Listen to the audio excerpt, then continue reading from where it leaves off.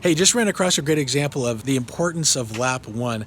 I just can't stress it enough how everything always goes back to lap one. Here's a great example of that. So I chose resale as my business. It's a great match for me. It's just the right fit for me. But it doesn't come without its challenges, and nothing will. There's nothing that will be exempt from challenges. So today it just happens to be super cold, and I'm here working in my garage. I have learned how to deal with some of these issues about just how do you keep working even when it's cold or in the heat or whatnot. So for instance, this is a hat that I had custom made on Etsy because it's double thick. Your normal hat, hey, there's my neighbor.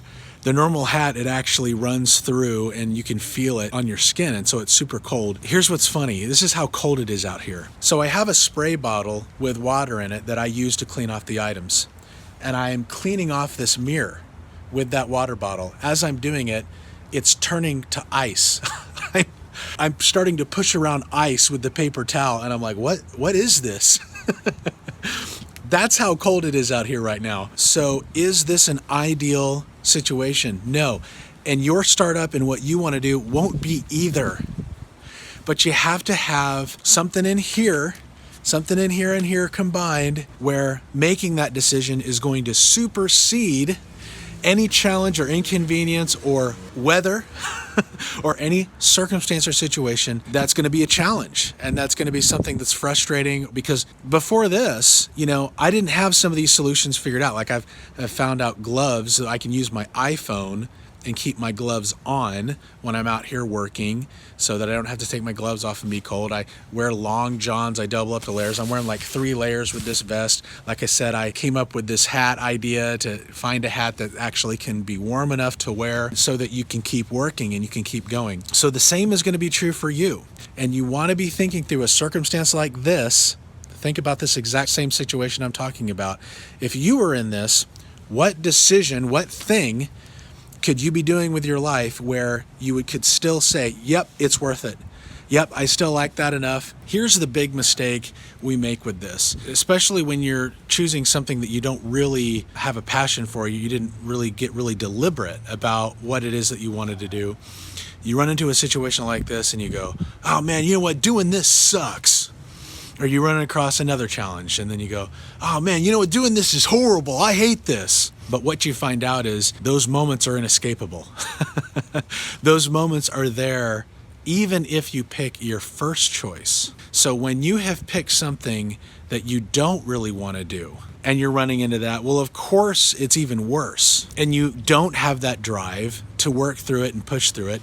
So what do? You bail on it, and then you end up in that cycle of just living that way over and over and over. Something gets too hard, too many challenges, and you say, well, this is ridiculous. This is horrible. And maybe it is ridiculous. Maybe it is horrible. But only if you've made the deliberate decision to be there will you stick it out and say, yeah, maybe, but this is what I want to do and I'm going to keep going. So that kind of begs the question, why don't more people pick their first choice and go after their first choice? And I would say the main reason is because they just don't believe they can. I think it's a very common phrase that we've probably all said at one point in our life, and definitely have heard someone else say, oh well, man, well, I'd love to do this, but you can't make any money doing that. So that becomes the roadblock for everybody to actually do what they want to do with their lives. And that is just sad. I ran across that exact same problem, and it was a struggle. It was something that took years to overcome. And once I did, I wrote a book about that process called The Law of 4 Laps. It was a major frustration for me that this was all like secret information. That's what it felt like. And I wanted to do something about that. So that's what lap 1 in the book is all about. You could call it chapter 1. And then after that, you got to know, okay, well, so what do I do now? How do I actually make all this happen? The physical and digital, the marketing, the selling. How does all that come together? You don't want to be the rabbit. You want to be the turtle on the track so that you can actually get to the finish line in a way that's going to be doable and that's going to make sense for you. If that's a book that would be helpful for you, would love for you to check it out at sharksmarts.com. There's a funny video there that'll tell you how to get it. And if this video helped you in any way, let me know by liking and commenting. And if you like this subject matter and would like to see more videos like this, hit that subscribe button and I'll see you in the next video.